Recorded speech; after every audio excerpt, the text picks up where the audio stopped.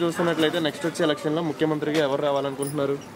అదండి భర్త గారు వస్తే అన్ని చేస్తున్నారులేండి. రాజమండ్రికి ఎంపీ జగన్ గారు. అవునండి.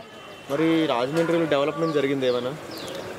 జరిగింది కదండి. కంబల చెరువు, తర్వాత అదండి గోదావరి దగ్గర గార్డు అవన్నీ జరుగుతున్నాయి కదండి. డెవలప్ చేస్తున్నారండి ఒకటి ఒకటి.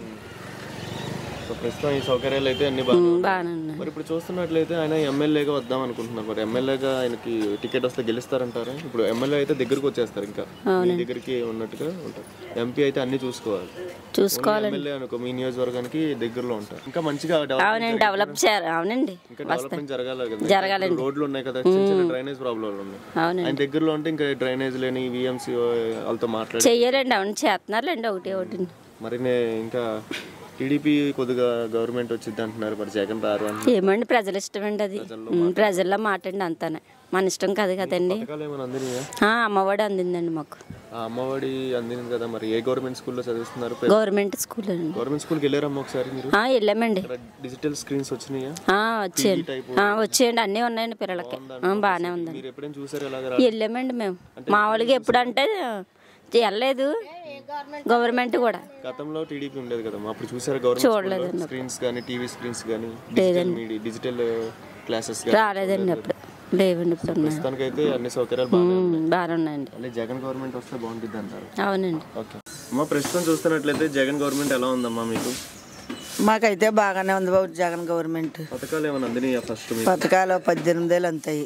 ఓకే. వాలంటరీ వ్యవస్థ ఇంటింటికి వస్తున్నారు, వస్తారు. అంటే వీళ్ళు ఇంటింటికి వచ్చి ఇవ్వడం సౌకర్యం మీకు నచ్చిందా? గతంలో మీరు ఏమైనా పేపర్స్ కానీ ఏమైనా తెచ్చుకోవాలంటే ఆఫీస్ కానీ తిరిగి వాళ్ళు ఇప్పుడు వీళ్ళ డీటెయిల్స్ మీకు ఇస్తున్నారు. అన్ని ఇంటి దగ్గరకు చెప్తున్నారు. అన్ని ఇంటి దగ్గరకు వస్తాయి, అన్ని అర్థమైనట్టు చెప్తున్నారు. మీ రాజమండ్రిలో మీ ఎంపీ భరత్ గారు తెలుసా అండి? తెలుసు. పనులు ఎలా చేస్తారు ఆయన? బాగానే చేస్తారు. మరి నెక్స్ట్ ఎమ్మెల్యే కానీ టికెట్ వస్తే అవకాశం ఉందంటున్నారు. ఆయన్నే గెలిపించుకుంటారు వేరే వాళ్ళని? ఆయన్నే గెలిపించుకుంటాం. మళ్ళీ ఆయన్నే గెలిపించుకుంటారు. ఏ నమ్మకమా జగన్ మీద? లేకపోతే జగన్ మీద నమ్మకమే. మరి టీడీపీ వచ్చింది అంటున్నారు కొంతమంది. ఎవరి ఇష్టం వాళ్ళది, మనం ఏం చేస్తాం బాబు. మాకైతే జగన్ నచ్చాడు, జగన్ ఇష్టము. ఓకే. సో సౌకర్యాలన్నీ బాగానే జరుగుతాయి? అన్ని బాగానే జరుగుతున్నాయి. పిల్లలకి పథకాలు ఏమైనా అందినాయా? మాకు చిన్నపిల్లలు లేరు కానీ ఉన్న పిల్లలు అందరికీ బాగానే అందుతున్నాయి. అన్ని బాగానే చేస్తున్నాడు. ఇల్లు సొంత ఇల్లేనా? అది ఇల్లు ఏదో సొంత ఇల్లే బాబు. సొంత ఇల్లు. పిల్లలకి కూడా సొంత ఇల్లు ఉన్నాయా? పెట్టుకున్నారే కానీ? పెట్టుకోలేదు బాబు. ఇంకా ఎవరు అనుకున్నాయంటారు? ఎవరు అడగలేదు. నాకు ఒక అబ్బాయి ఉన్నాడు, ఇంకా పెళ్లి కాలేదు. ఓకే. సో అన్ని ఇలా ఉన్న ప్రస్తుతం అయితే బాగానే ఉంది కదా? ప్రస్తుతానికి బాగానే ఉంది. జరగబడి చూడాలంటే ముఖ్యమంత్రికి ఎవరు రావాలనుకుంటున్నారు? జగన్ రావాలనుకుంటున్నాను సార్. జగన్ పెట్టిన వాలంటీర్లు ఇంటింటికి వస్తున్నారా? వస్తున్నారండి. ఎందుకు జగన్ రావాలనుకుంటున్నారు?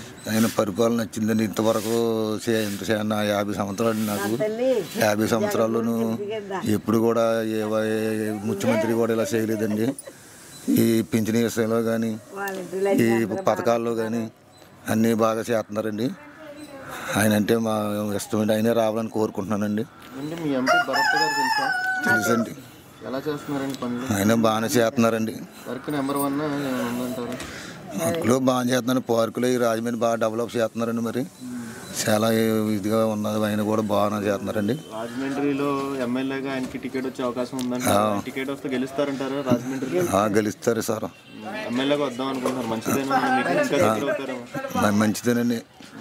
మంచిదండి. బాగా మేము గెలిపిద్దాం అనుకుంటామండి. ఆయన్ని కూడా భర్త గారినండి. వ్యక్తిగతంగా బాగానే చేస్తారండి పనులు. అయితే చాలా ప్రేమగా ఉంటారు జనంతో కూడా. చిన్నపిల్లలు కానీ పెద్దవాళ్ళు కానీ ముసలోళ్ళు కానీ కూడా చాలా ప్రేమగా చూస్తారు. చాలా ఇంటికి ఏదన్నా అవసరమైతే గమ్ముని తెచ్చి మాకు సహకరిస్తారండి. చాలా బాగా చేస్తారండి. చాలా బాగా చేస్తారండి. ప్రస్తుతం చూస్తున్నట్లయితే జగన్ గవర్నమెంట్ ఎలా ఉందమ్మా మీకు? బాగానే ఉంది. జగన్ పెట్టిన వాలంటీర్లు ఇంటింటికి వస్తున్నారా? అంటే వాలంటీర్లు వచ్చి మీకు సదుపాయాల డీటెయిల్స్ అడుగుతుంటే మీరు చెప్తున్నారా? వాళ్ళు మీకు చెప్తున్నారు. అంటే సచివాలయాలు వచ్చినాయా మీకు?